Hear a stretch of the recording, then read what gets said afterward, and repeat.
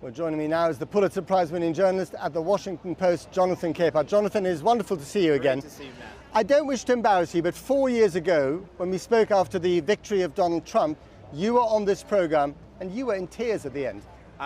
Yes, I was in tears because I was so worried about what the election meant for my country, what the election meant for my community and for my fellow Americans. And it is hard to believe that we survived 4 years, and I'm not about to cry again. But if I did, I wasn't going to ask it. Yeah. But if I did, it would be tears of joy. I did when the election was called. I burst into tears because it's just a relief that it's over, at least with him in the White House, and also a relief that the American people proved my faith in my country to be true. The process was orderly. Despite the best efforts of the Republicans to claim that it was a stolen election, it worked fine. American democracy functions. And yet this president refuses not just to concede, but is also saying that the Democrats stole the election. I mean, this is unheard of, isn't it? It is unheard of. It is dangerous. It is destabilizing. But here's the thing. We don't need President Trump to concede in order for him to be out of office. Come January 20th, 2021, no matter what he's saying, he will no longer be president of the United States. And that is all that matters. But Joe Biden does need Republicans to work with him. Sure.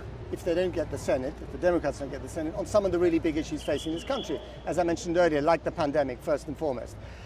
The Republicans have been conspicuous by their silence and in some cases have echoed the president's call of grievance. Again, I ask you, that doesn't bode well, does it? No, it doesn't bode well, and that's why I made that little point about how, at least with President Trump out of the White House, but Trumpism remains. And as you pointed out, there are Republicans on the Hill, at least right now, by what they're saying and what they're tweeting, who are in league with the president. Let's see how they're talking once Joe Biden is officially president of the United States.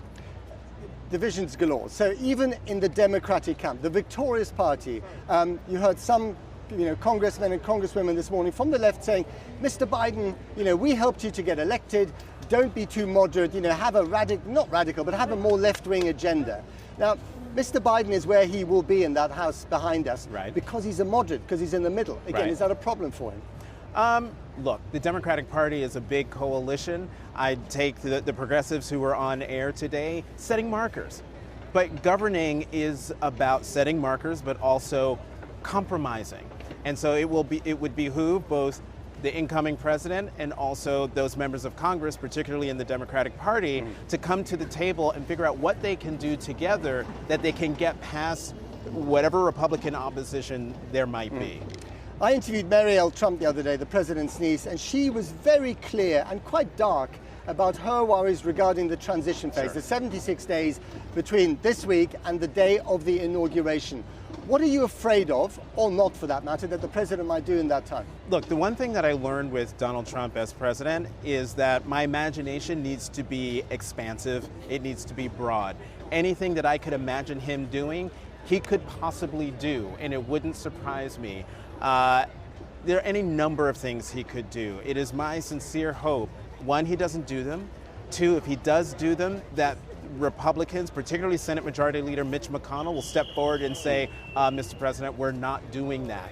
But look, in 70-something days, he will no longer be in the White House. The United States can go back to being functioning and quote-unquote normal.